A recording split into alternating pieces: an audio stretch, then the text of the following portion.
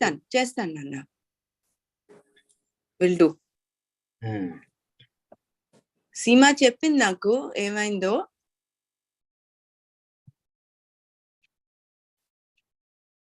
Okay.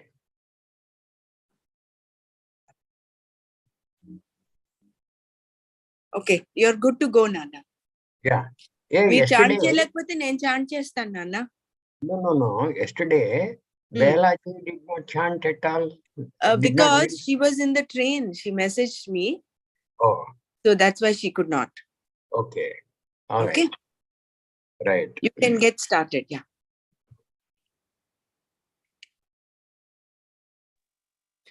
Okay, Nimsha Nana, let me just mute all and then you can start.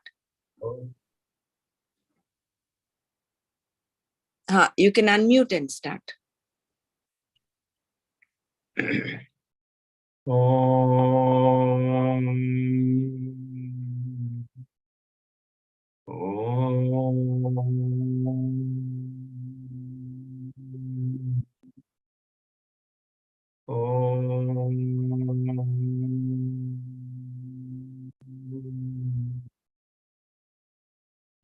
Brahmanandam Paramasukadam Kevalam Jnanamurtim Dvandvatitam Gaganasadrusham Tattvamasyadilaksham Ekam Nityam Vimalamachalam Sarvadhi Sakshibhutam Bhavatitam Trigunarahitam Sadgurum Tam Namami Shruti Smruti Puranam Alayam Karunalayam Namami Bhagavat Padam Shankaram Loka Shankaram Shankaram Shankaracharyam Keshavam Badarayanam Sutra Bhashya Krutau Vande Bhagavantau Punah Punah Sadashiva Samarambham Shankaracharya Madhyamam Asmadacharya Paryantam Vande Guru Paramparam Vande Guru Paramparam Narayanam Namaskritya Naram Chaiva Narottamam Devim Saraswatim Chaiva Tato Jayamudirayet. You can start, Brahmara.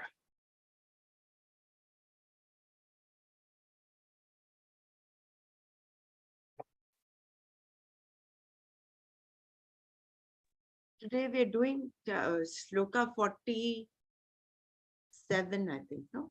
47 or 48? 48, is it? If you project that, we will know.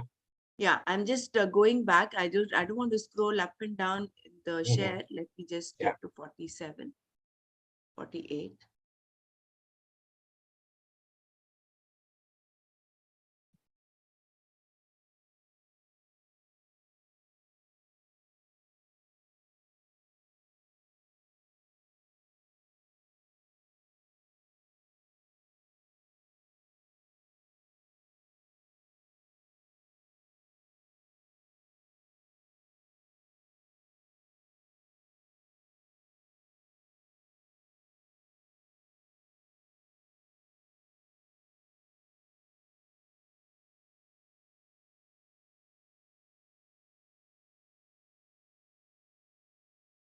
Just give me a second, okay?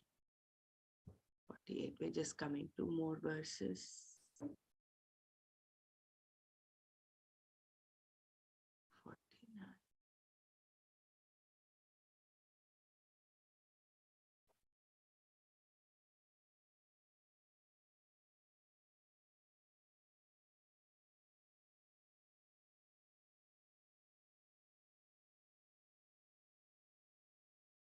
Please bear with me, I'm done almost. Oh, this 48 has a lot of objections and all, I think, no? You said you will guide us as to which one to read, which one not to read. I will tell you what to skip those. Okay, just once. I'm almost there. Yeah.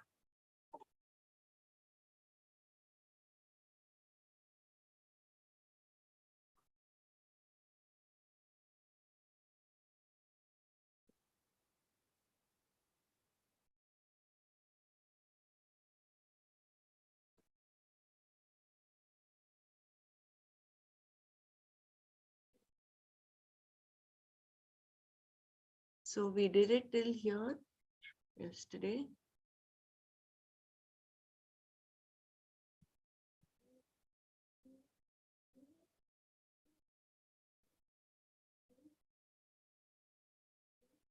Yes, this is what we did. The worm Yeah, that is correct. born out of, it's not affected by the poison. Fine. We are on to 48, correct. 48. Okay. Yeah. You can enlarge it adequately. Okay.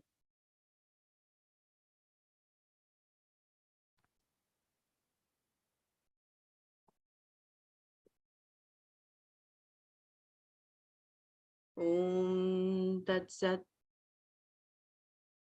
Sahajam karma kaunteya sadoshamapi na tyajet sarvarambha hi doshena dhumena All undertakings are inherently defective.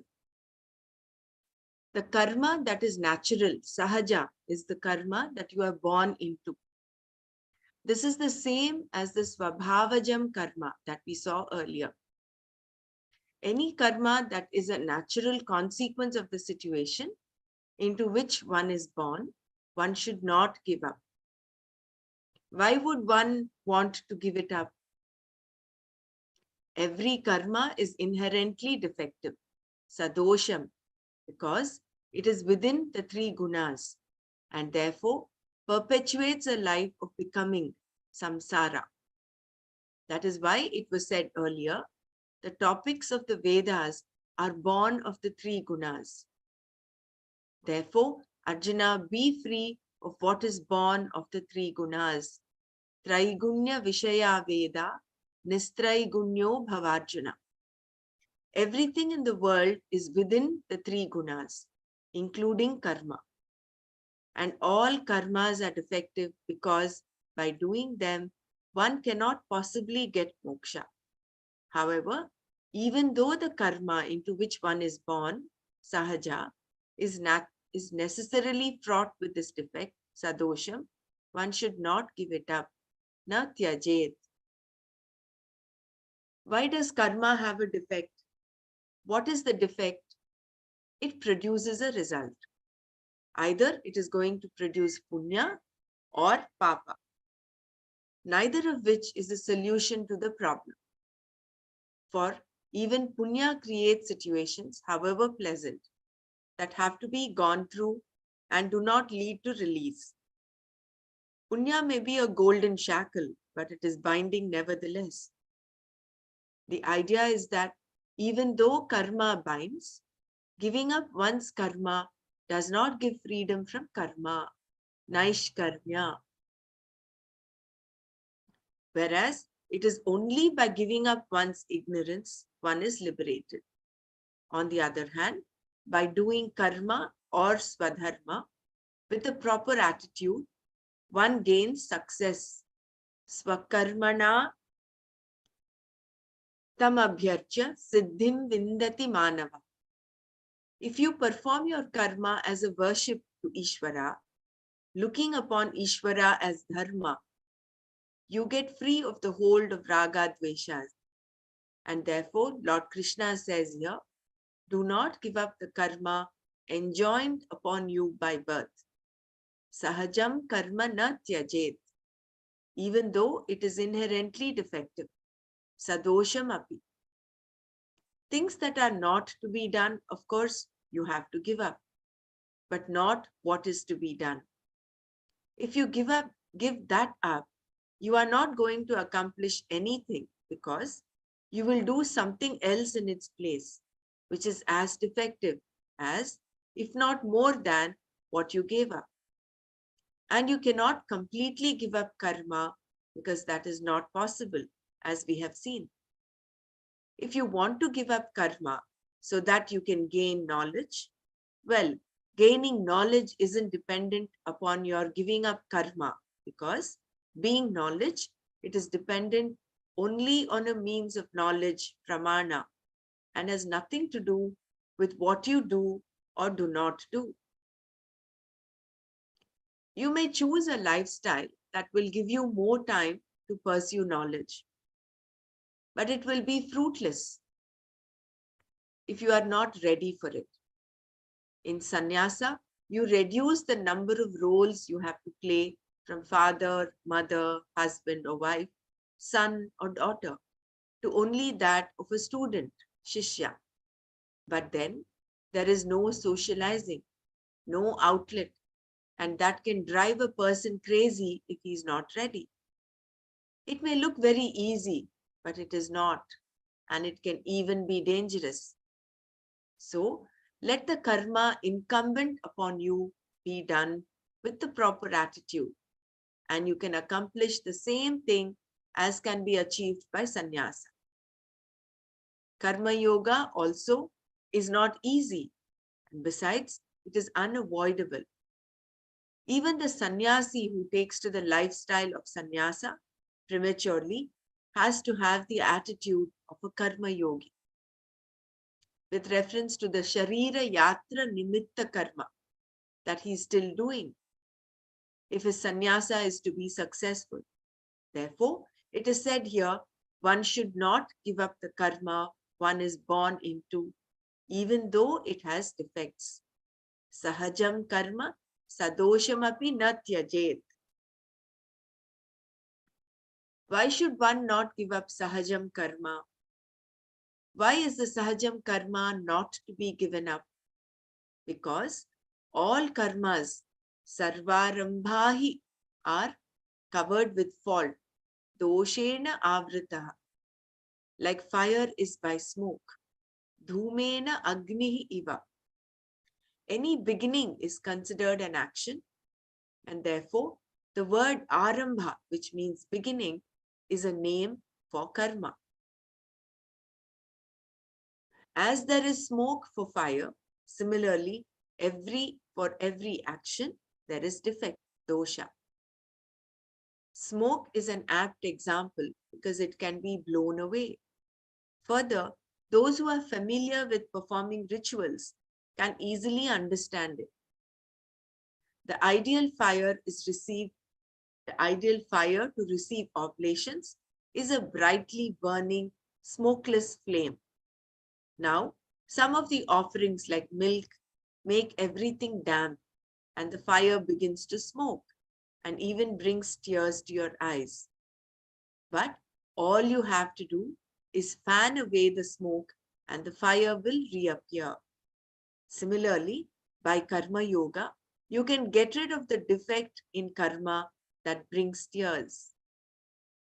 Any result of the karma does not bother you because you have the proper attitude of glad acceptance, prasada buddhi. And in choosing an action, you go by dharma, therefore avoiding conflicts. The choice of work is in keeping with your disposition. So, what is to be done is going to be different from person to person at a given time.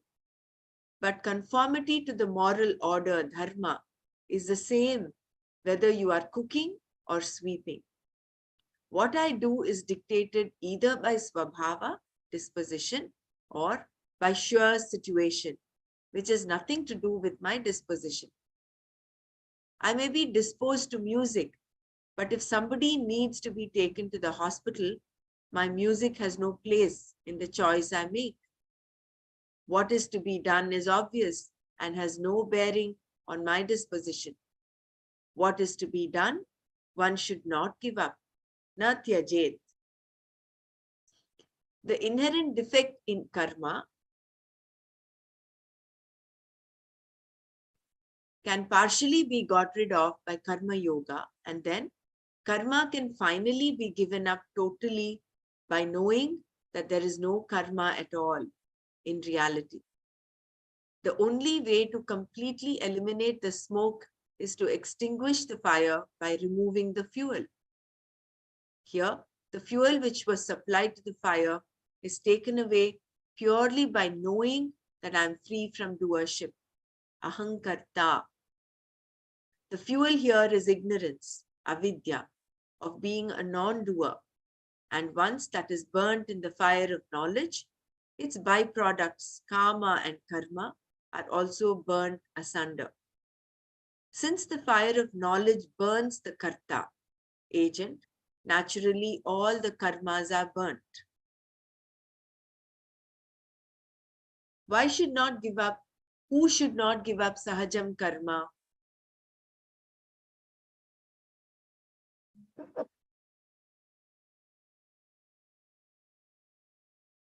Who should not give up this sahajam karma? The one who knows he is not the doer cannot give up this karma because he has already given up all karma.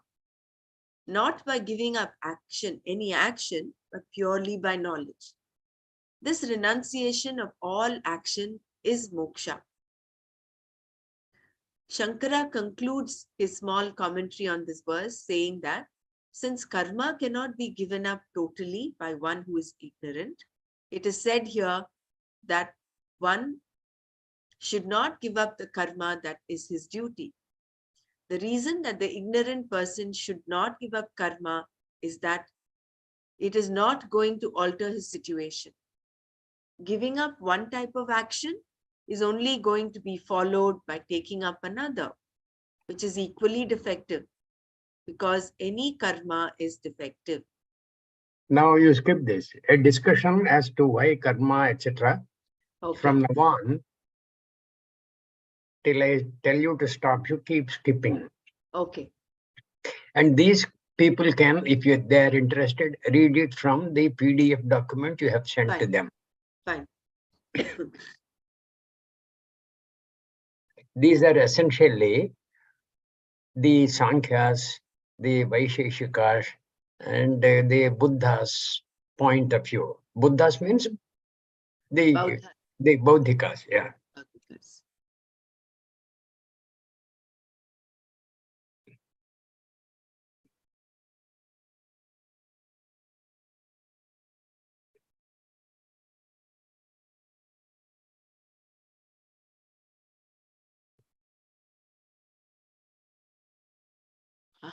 There's a lot of counter arguments, counter arguments. Correct.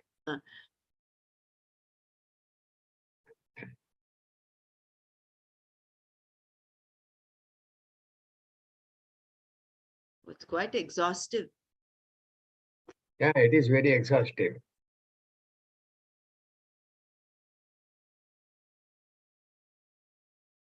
This one, should I stop from here? No, you go.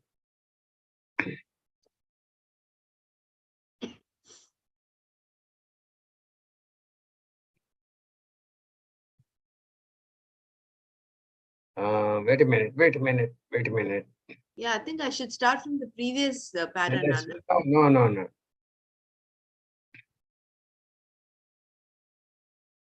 Should I go one para up? This is the... No.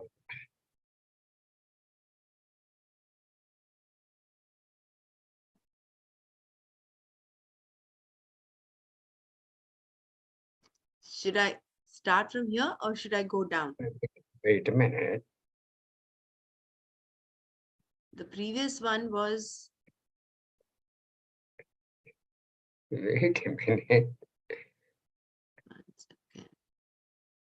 Vedanti's view. So this is what the last... Go forward.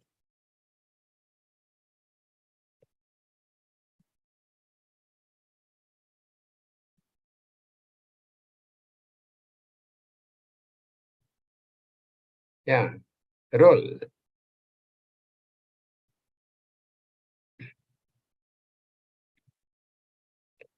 Wait.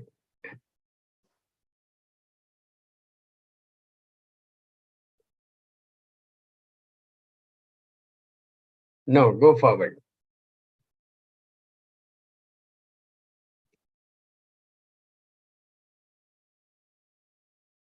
Wait a minute.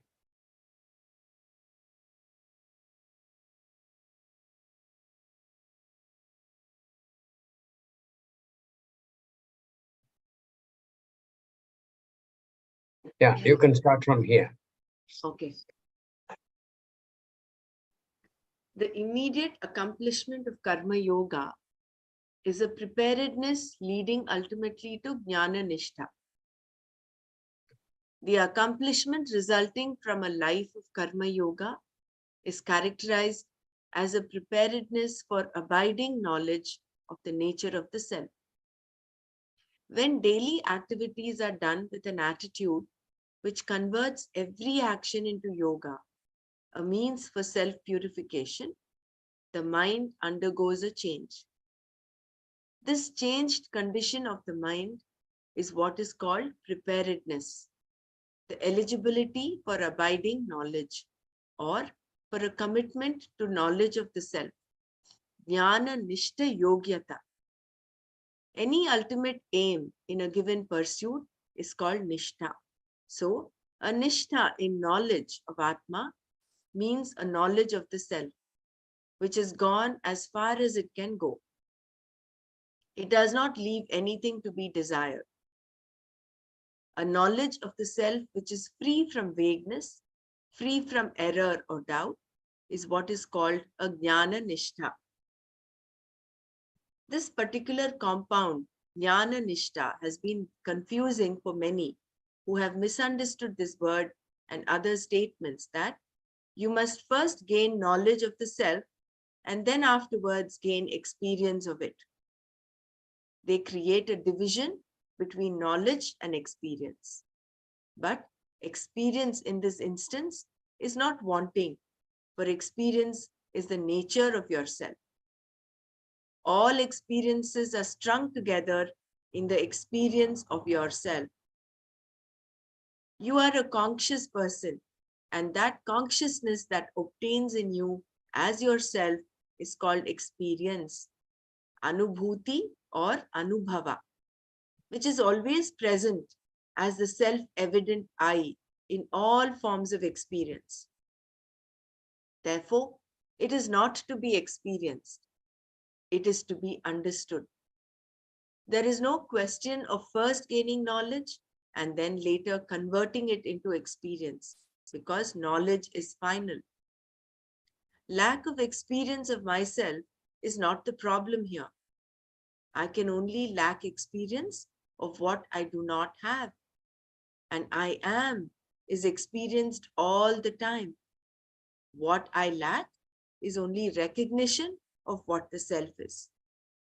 If that self is mistaken for anything other than what it is, then the resolution of the mistake means correcting the error about myself. It is knowledge. The eligibility for this knowledge is what is accomplished by Karma Yoga, which accounts for complete freedom from the hold of my own likes and dislikes, raga dveshas. The whole Gita deals with the psychology of a person in terms of likes and dislikes, as we have seen. As long as I am in their hands, I will have problems in gaining jnana nishta, and therefore, management of the raga dveshas is the preparedness that is essential for this knowledge. The final result of a life of karma yoga is this knowledge. But the karma yoga itself does not produce knowledge. This is true of any knowledge. You cannot gain it just because you are prepared. You have to adequately employ the appropriate means of knowledge. The knowledge thus gained has its own result, and that is going to be told here. But one thing I would like you to know here is that whether you gain knowledge or not, the result of karma yoga itself is desirable. With reference to the knowledge, it is called preparedness. But the immediate result of karma yoga is desirable in its own right, because if I can manage my likes and dislikes, I have more or less made a success of my life. What is real success in one's life? After all, what is success? If it is being able to fulfill my likes and dislikes, I am bound for failure because it is not possible to fulfill all of them. In their non-fulfillment, I am going to feel wanting and become critical of myself, judging myself as a failure. As long as one has self-criticism, no matter what one accomplishes, no matter what laurels, titles, and great prizes one receives at the hands of humanity, one will not feel good about oneself. You will only feel that people are being charitable. Had they known you, they would have withdrawn all of them. Such is your opinion about yourself. Even if one is not self-critical, while accomplishments can create a certain sense of self-worth, it can never be total because there is no end to the things you can accomplish or the improvements you can bring to any accomplishment. Any discipline of knowledge you have only opens up wider and wider areas of ignorance as you delve into it more deeply. No matter how much knowledge you have, you can never feel great about yourself from the standpoint of what you know. Mere accomplishment in terms of skill, knowledge, money, power, etc. does not really create your self-worth. Nor do you require self-worth as long as you do not criticize yourself, because the self is already worthy. As long as you do not criticize yourself, you are safe, very safe. When we are self-critical, we want to develop self-worth to counteract that. But with the background of self-criticism, no pursuit is going to be fruitful. Self-examination is quite a different thing, which is desirable and even necessary to interact appropriately with the world. That is entirely different from being critical of yourself all the time. Everybody has this habitual self-criticism, and if you take care of that, you will be mature, because handling the inner critic is also part of managing one's likes and dislikes, raga and dveshas. Gaining a master. Nanaji, can you explain this? What is self-critical? That is, you must be aware of what you have chosen to do and how you have been doing. What you have chosen to do should be in accordance with the dharma, which is the law of Ishvara. And how you go about doing it is indicative of how well you have progressed in the path of self-awareness and in the path of karma yoga. You are undertaking everything in accordance with dharma, if only to improve yourself. And the process of improvement, whether it is going to be okay or not, you must be your own critic. You must analyze yourself by yourself. But he says you should not be self-critical. No. See, you should not be self-critical beyond a point, but you must appraise yourself whether you are okay. That is what he was saying. Examination is Not important. okay. Make amends for that. Make corrections on the way so that you will be okay on the right path. Okay?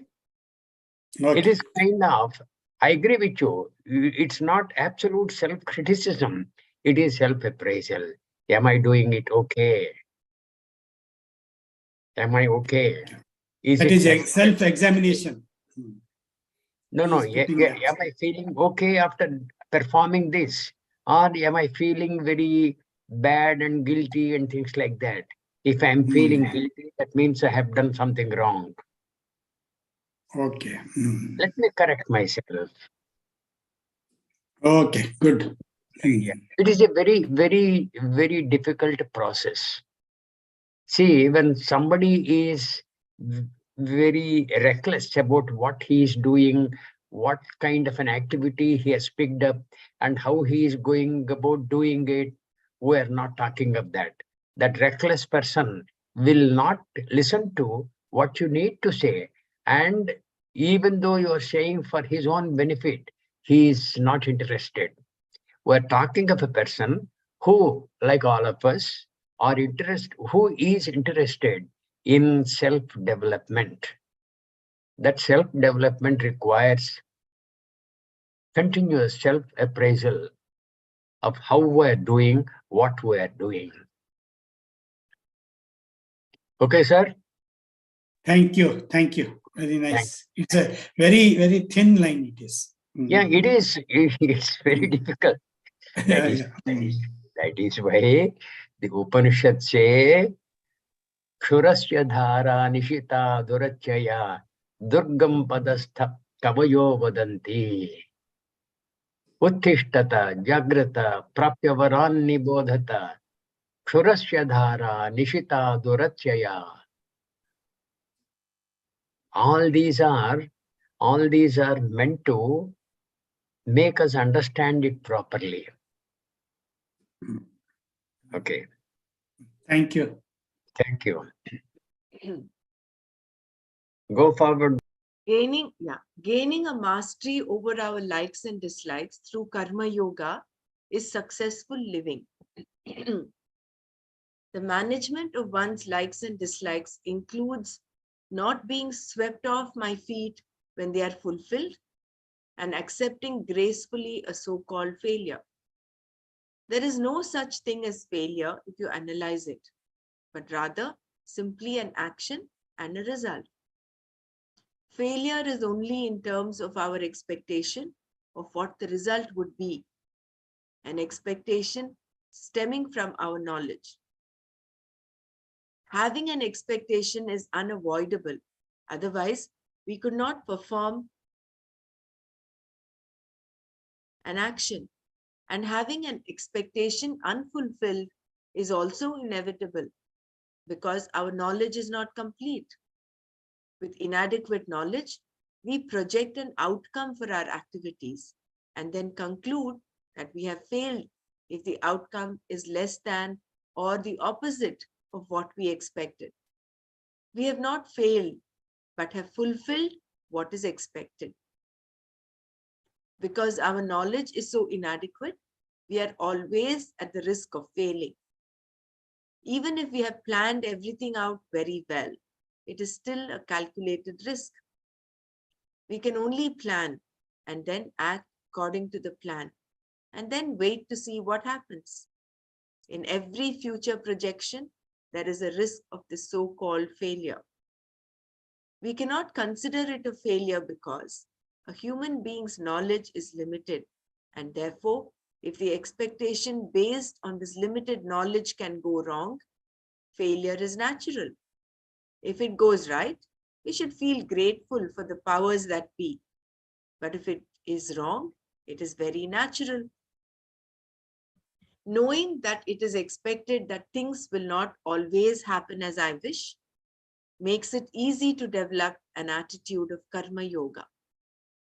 There seems to be a law based on my own free will, or in which my free will is included, about which I have very little understanding. That is the law of karma, the law of dharma, which may include my own past action, that is perhaps enhancing or stifling the result of an action I do now. That is why in every culture, we have expressions equivalent to good luck and bad luck. There is no such thing as chance at all. It is only a way of saying that we do not know all the factors involved. The mango did not decide to fall on your head, but it happens to fall on your head, nobody else's. You can simply take it as chance, or you can appreciate that there may be some unknown factors operating here. Everything has causes. In any endeavor, the law of karma may be operating against what I want or in favor of what I want. Whether one understands this or not, every human being has the concept of good luck and bad luck. A cow may not think that I am lucky because it finds itself in a meadow with a lot of grass.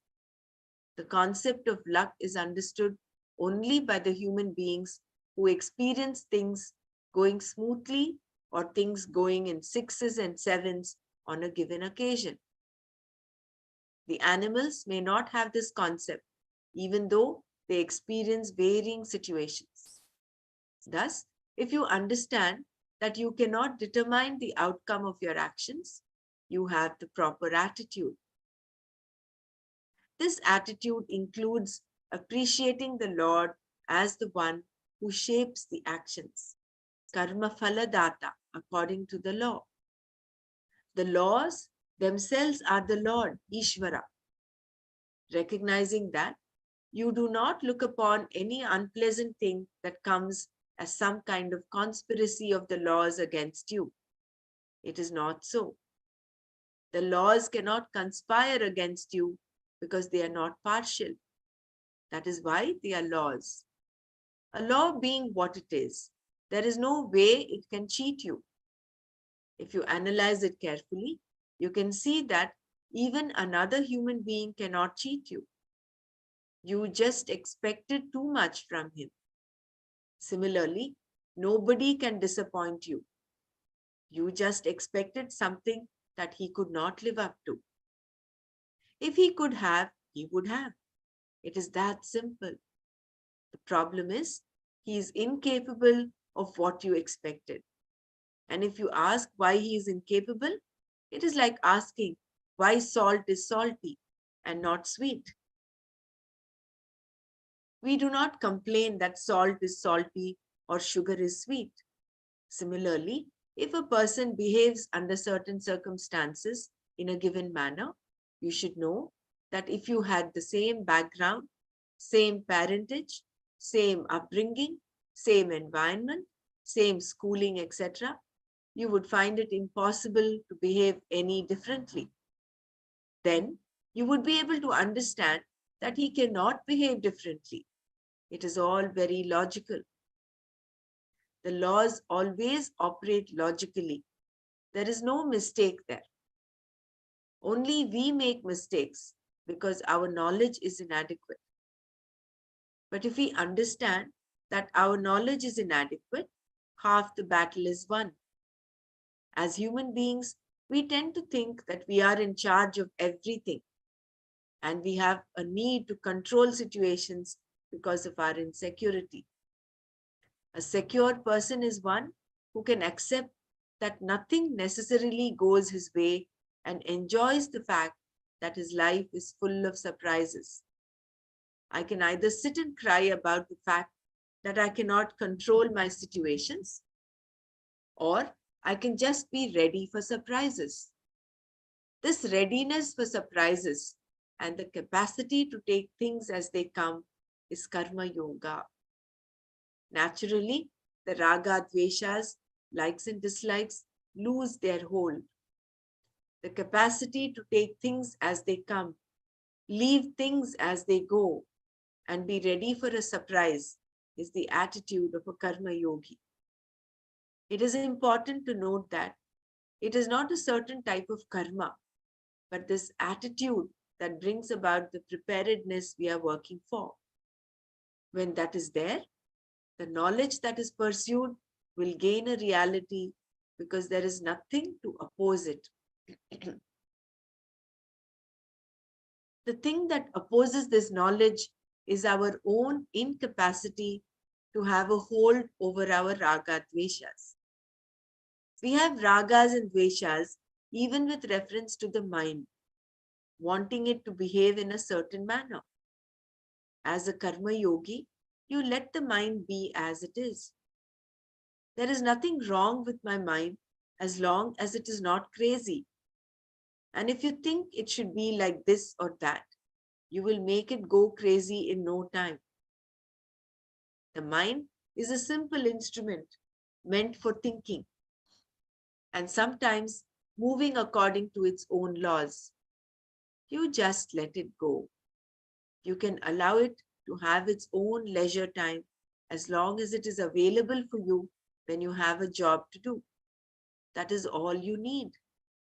You don't judge yourself on the basis of your mind because unsteadiness, chanchalata, is its nature. It has got to be so. Self-judgment is the problem, and that will be there as long as you have binding raga dveshas. Though you can have as many likes and dislikes as you want if they don't bind you. So here, wanting the mind to be in such a manner or wanting the mind to behave in such a way is also kind of raga, isn't it? Nana? Yes? Yes. So you just accept the mind the way it is. Accept the mind the way it is, and if you have wisdom, make an effort to educate the mind. Educate the mind, right? Correct. Slowly wean it off from its way. Yeah. Correct. Once this karma yoga is accomplished, knowledge is all that is required. For knowledge to take place, operation of the pramana by inquiry, vichara, into the words of the Shastra called Shravana is needed. This should be followed by manana, analysis of what is gained through Shravana. If there is any habitual problem remaining, contemplation, nididhyasana, will take care of it. Then the knowledge will become complete.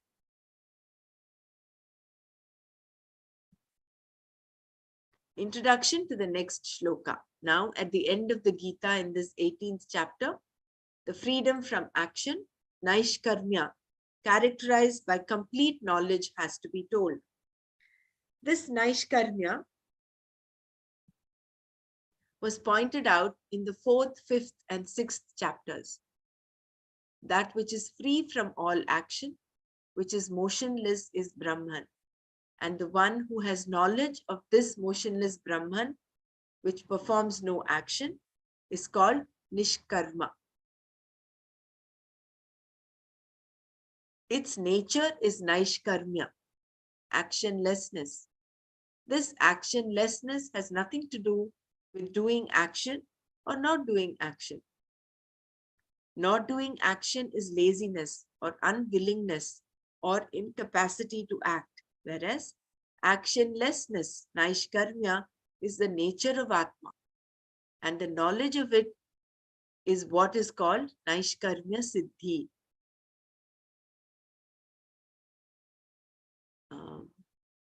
Sumaji, are you okay to chant? Are you go on?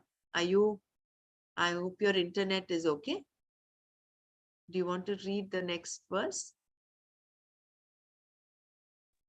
I can read, but I don't think I can chant. Okay, I will chant the sloka. You can read. Okay. Asakta buddhi sarvatra jitatma vigata spruhaha naishkarmya siddhim paramam sanyasenadhigacchati.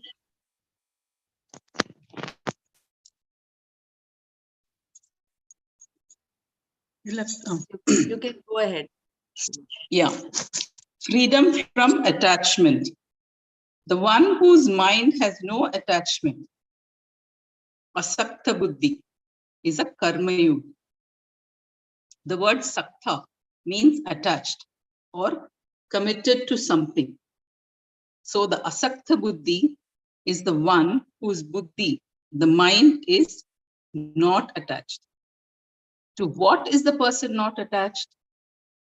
The asakta buddhi is not attached to likes and dislikes, raga dveshas, which express in terms of an affinity for or aversion to some object or the result of an action.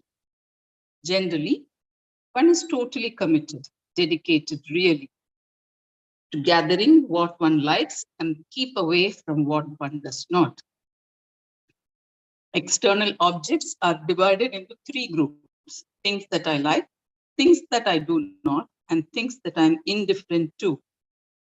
While the objects are external, the likes and dislikes are inside, which means that the objects of these likes and dislikes are not only outside, they're inside.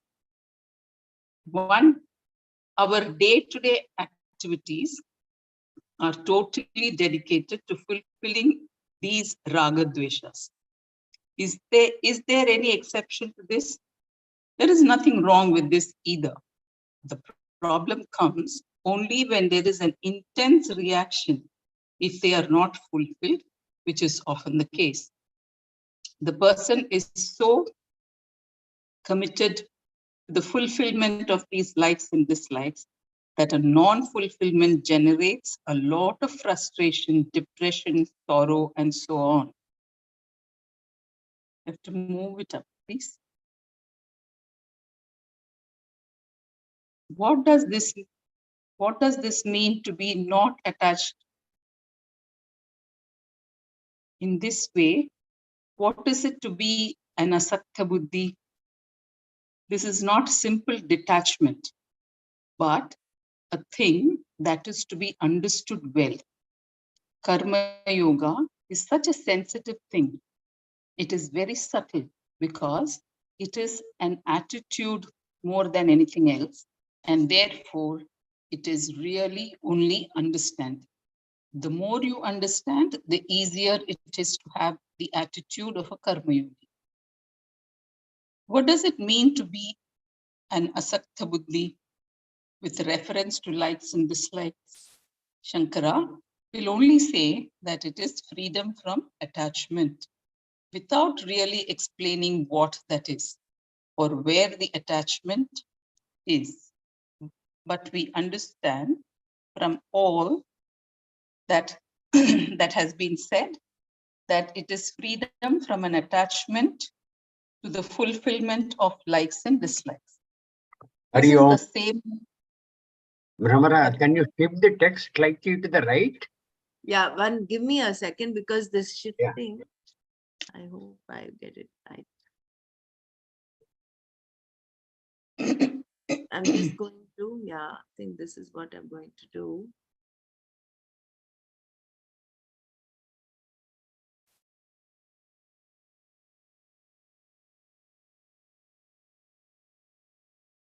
That's good enough. This is good enough, right?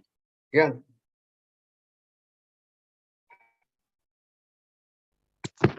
I think this is fine. You can go ahead. Yeah. Shankara will only say that it is freedom from attachment without really explaining what that is or where the attachment is. But we understand from all that has been said that it is freedom from an attachment to the fulfillment of likes and dislikes. This is the sameness of mind that defines karma yoga. Samatvam yoga uchyate. A karma yogi enjoys more or less a sameness of mind in that neither is there an exhilaration when something desirable is accomplished, nor a depression or frustration if something is not accomplished. Since he has freedom from attachment with reference to accomplishment, likes and dislikes are not so important that they will cause him to go against what is right and wrong. On the other hand, they are in keeping with right and wrong. What is not to be done, he does not like, and what is to be done, he likes. As long as what is right and wrong is kept in view in the choices you make, you accomplish what you want. There is no problem whatsoever. There are hundreds of means of accomplishing various ends, but your options are only within the range of dharma. In choosing an action, you go by dharma. When you have a mind that does not give you so much pressure from likes and dislikes that you are constrained to choose a means which is not fair, you are an asakta buddhi. And when the result comes, you accept it gracefully. Whether the karma phala, the result of your actions, is in keeping with your expectations, or more than, or less than, or opposite to what you expected. You are ready to accept it gladly. The likes and dislikes do not rule. Now you understand what detachment is. It is not a word that can be used gilbily because it is full of meaning. One who has the mind described here is an asakta buddhi. This freedom from attachment extends to everything. And thus, Bhagavan says that this person has freedom from attachment everywhere. Sarvatra. Shankara gives son, spouse, etc. as examples of some of the things that can be objects of an excessive attachment. A person who has this type of freedom with reference to son or daughter, wife or husband has freedom everywhere, sarvatra. Nanaji, could you please explain this asakta buddhi in your own words? I'm not sure if I did it.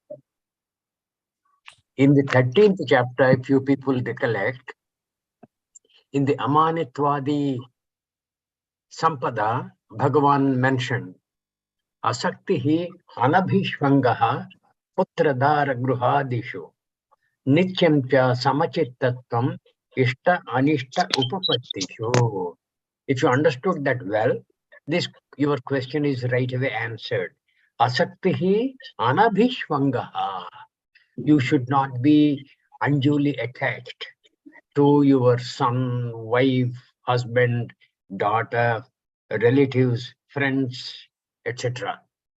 You should not be unduly attached, but you should be attached to the extent that dharma dictates that you need to do something for their benefit. That kind of attachment only is allowed for your progress.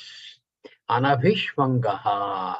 You should not be worried about what you have done in respect of them, whether it is bearing fruit or not. Because whatever action you have undertaken in respect of them, that will be tailored by several various other causes of which you have no control. That is why in the second chapter, Karmani eva adhikaraste ma phaleshu kadachana was mentioned. All these are to be understood, digested, assimilated, and for a meaningful life, they must be made use of. That is the meaning. Is that understood?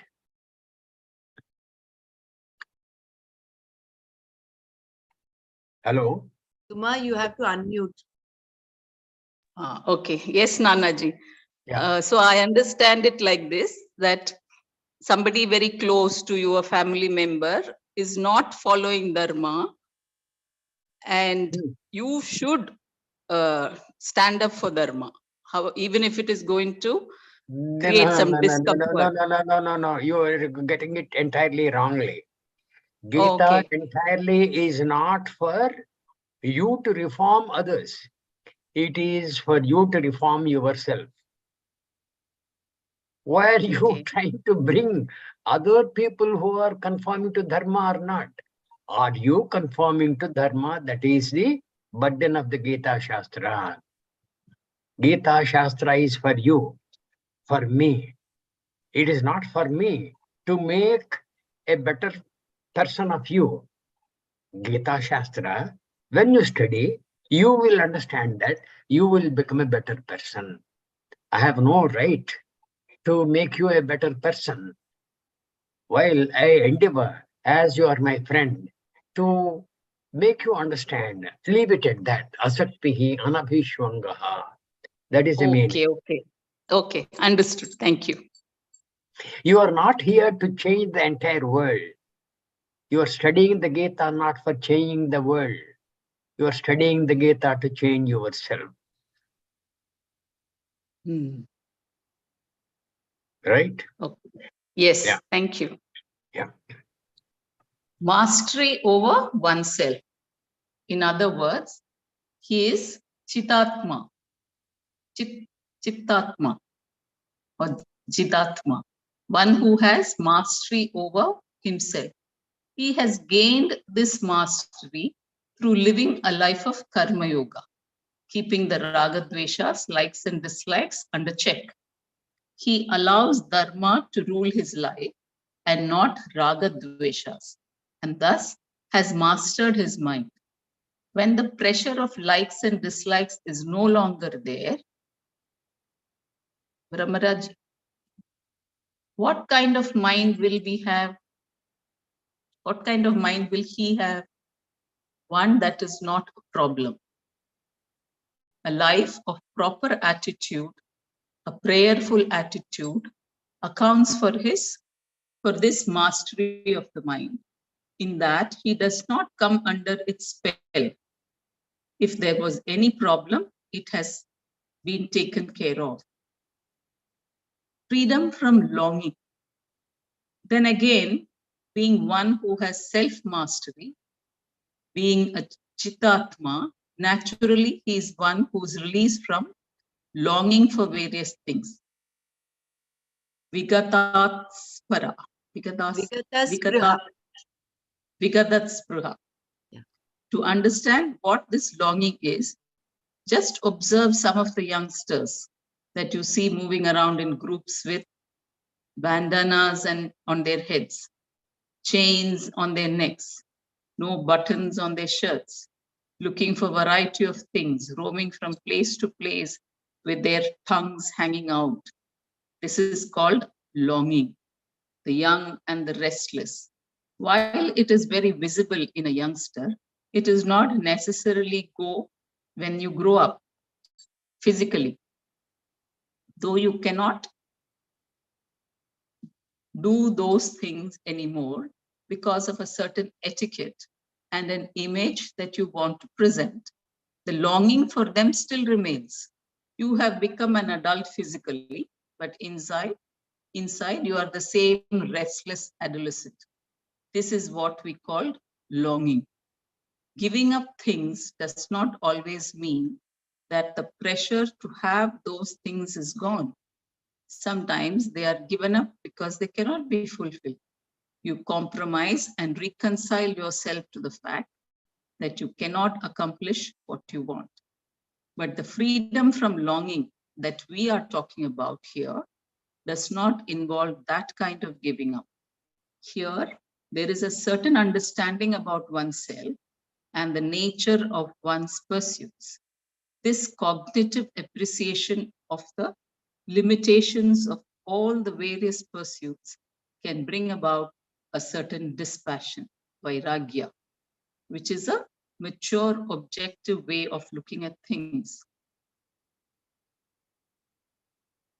When you can be objective, the longing is gone and you are vikataspara. These characteristics, that is being an asakta buddhi, a sarvatra, a jitatma, and a vikataspara, are all the outcome of karma yoga. Wow.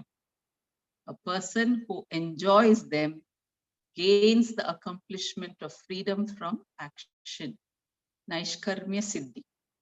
Please note that this is not by giving up karma, but by doing karma with the proper attitude, he eventually gains Naishkarmya Siddhi. The Karma Yoga itself does not give him Naishkarmya Siddhi, freedom from action, but it equips him with a vehicle with which one can gain Naishkarmya Siddhi. Once he has the vehicle for it, he must necessarily know the Atma. Since there is no longer any hindrance for him, he discovers himself to be exactly as what is unfolded by the teacher as it is taught. The vision of the teaching is non-separate from himself. Such a person being taught gains Naishkarmya Siddhi. What is Naishkarmya Siddhi? What is Naishkarmya Siddhi? Shankara says that one who has this is the one from whom all karmas have gone. There is no karma at all for him. How? Because of clear knowledge of himself as the actionless Brahman. Atma, that is Brahman, is not, you'll have to move it up, please, is not subject to any kind of change. It is always the same.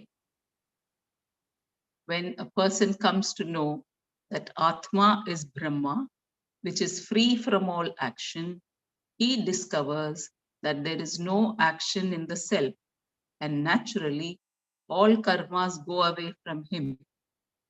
All Vaitika, religious, and Laukika, secular karmas that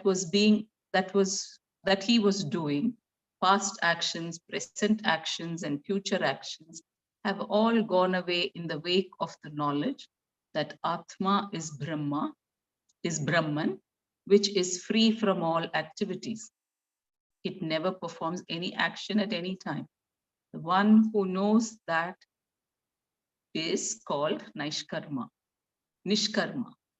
and his disposition or status is Naishkarmya, actionlessness. This is an accomplishment, Siddhi, because it makes you totally free. Thus, the accomplishment of actionlessness is called Naishkarmya Siddhi.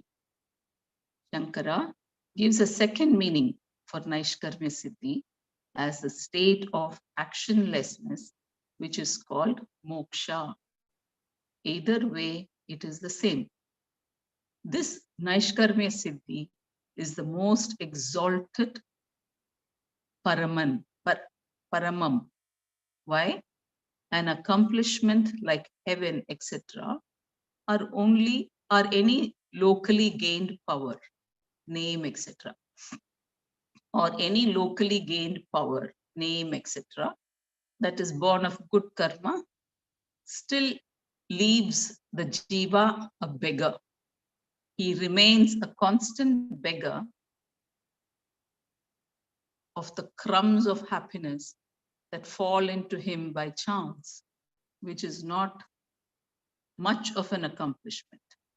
Naishkarmya Siddhi, however, is the treasure of your own fullness, and nobody can take it away from you. It is entirely opposed to any accomplishment born of any type of activity, for it is in the form of freedom right now, not later, a freedom that is not centered on anything else except yourself. Therefore, it does not depend on any other factor. To be free, you require only your known self. If you know yourself, you are free. If not, you are bound, and no accomplishment, however exalted, can alter that. What is the use of the bound person who does not know the Atma, adding embellishments to himself? It is something like a person who has already concluded that he or she is not good looking, trying to improve his or her looks by various means. What is the use? The person cannot cover the knowledge that he or she is not good looking.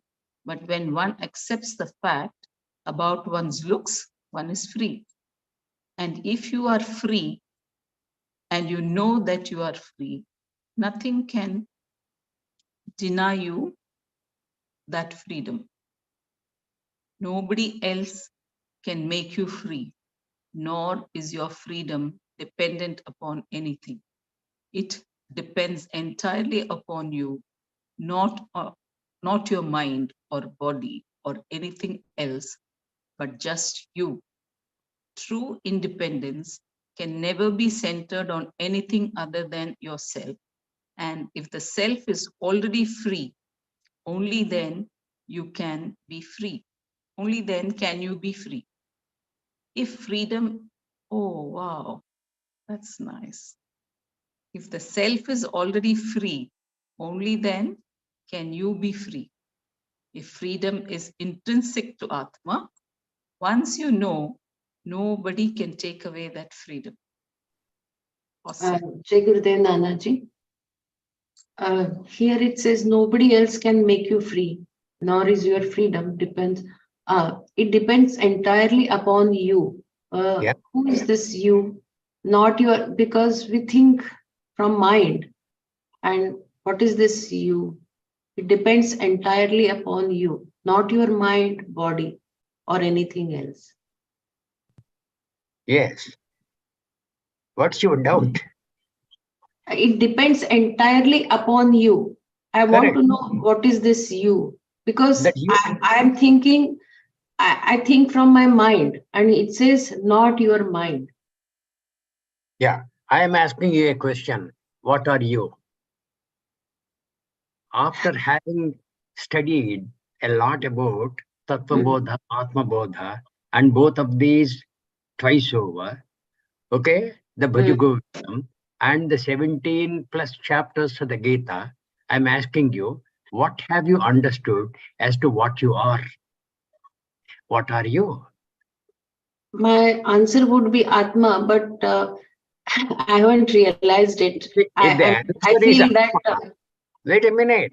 Don't Hmm, jump to conclusions, please. hmm, Use your words very, very carefully.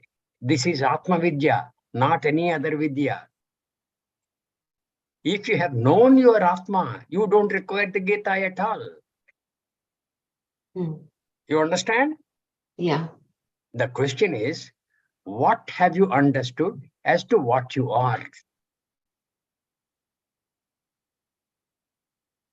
I'm the Atma. You are told you are the Atma. Have you Hmm, understood you are the Atma? not yet. Your effort is to know what you have been told that you are. Hmm, That is you. What hmm, are you? Is that. Till okay. now, the Shastra told you that you are not this, you are not this, you are not this, you are not that. Hmm, After having negated what all you are not, whatever remains is that you try to find out. That okay. is you. Hmm, That is the burden of the Gita Shastra and any other Vedanta Shastra. These must be understood very, very clearly, without any doubt. okay. Okay? Okay. Thank you. Right.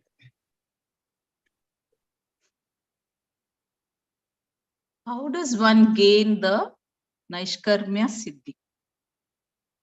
How do you gain that freedom? Bhagavan says it is by renunciation, sannyas, sannyasena.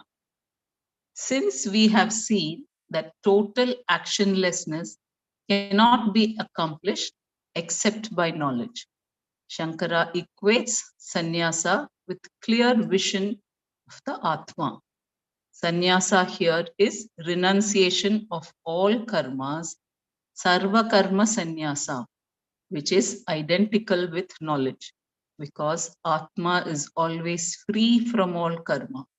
Knowing that, you become free from all karmas. Therefore, the state of actionlessness, Naishkarmya, should not be. Brahmaraji, can you lift? Should not be construed as simple vegetating without doing any action. It is purely in the form of knowledge. Knowing what I am is what is called Naishkarmya Siddhi. To understand the meaning of sannyasa here, Shankara reminds us of the verses he quoted earlier.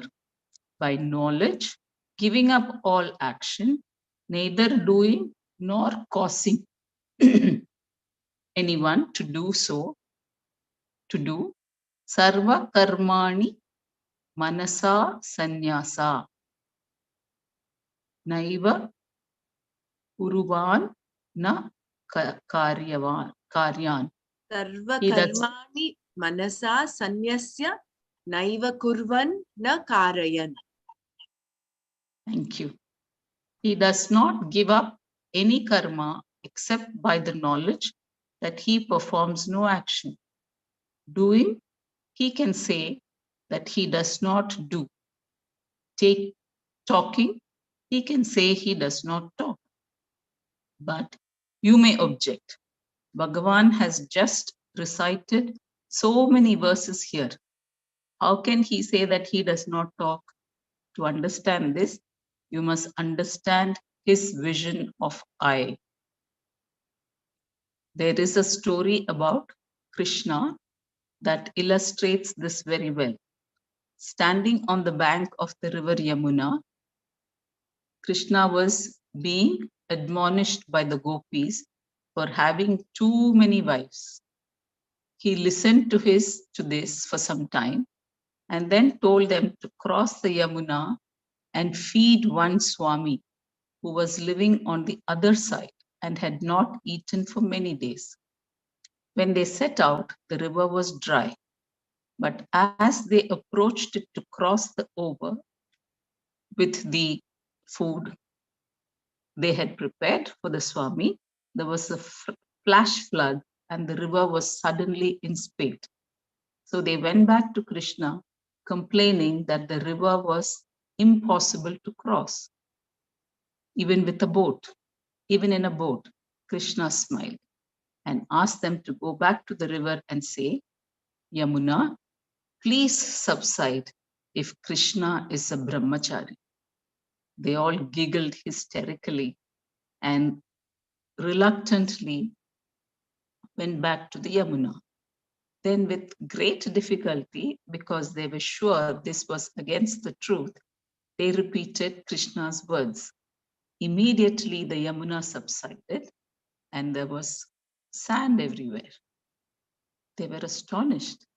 Crossing the river and reaching the other side, they found the Swami and gave him all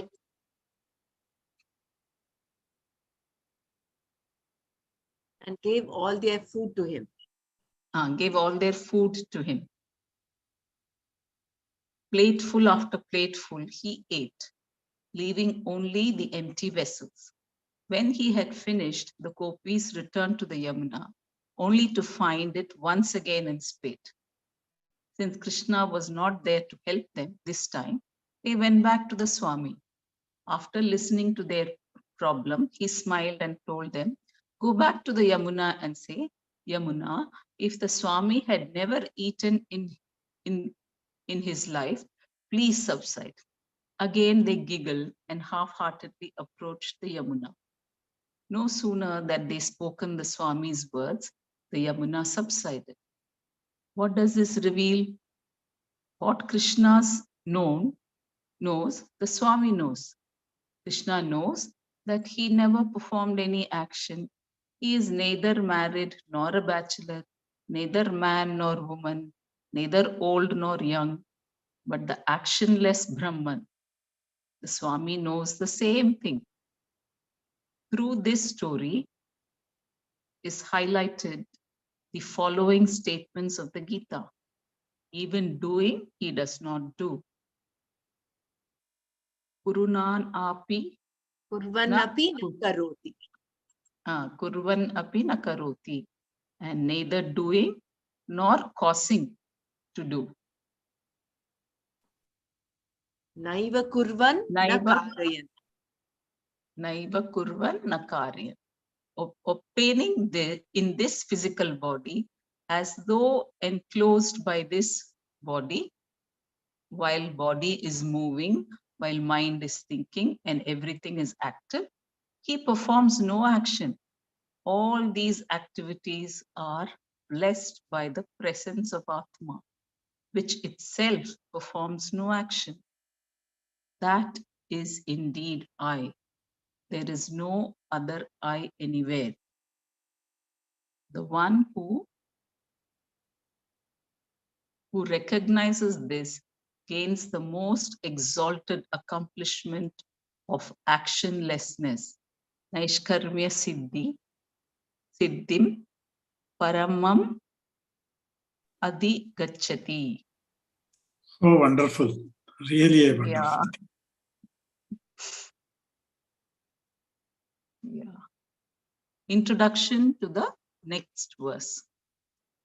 This is the result. Now, the next verse explains briefly the method by which one gains Naishkarmya Siddhi, which is Jnana Nishta. Shankara introduces the verse recalling what was said before. Previously, it was said that worshipping the Lord by doing one's duty at a given time and place, a person gains accomplishment characterized by inner maturity. Swakarmana tam abhyascha siddhim. Swakarmana tam abhyarcha siddhim vindati manavaha. Okay. His job may be tending the cow, but done as a worship of Ishvara, it will result in the same success as any other action done with this understanding. Offering flowers to the Lord is also worship, and so is doing exactly what is to be done, because Dharma is the Lord.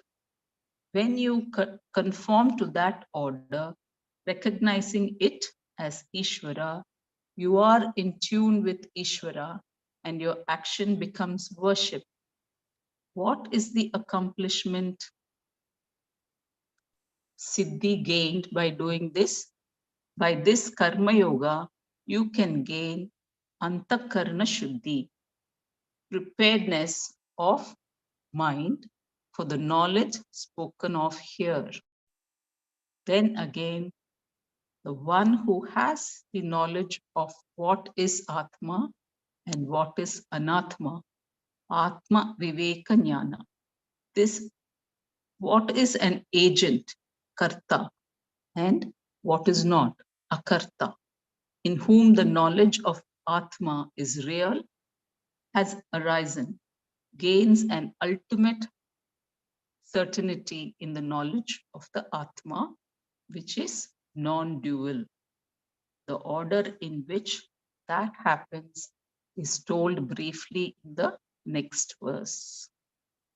Hari Om. Brahmara, I think we'll call it a day here. Yes, Nana. Okay, we will take it up. You make a note of this verse. Yeah. The verse number 50. Okay? Yeah. Siddhim prapto yatha brahma tadhapnoti nibodhame samase naiva kaunteya nishtha jnanasya yapara. From this we will start tomorrow. Maybe it will take maybe tomorrow plus another day to complete the task of reading up to the 60th verse.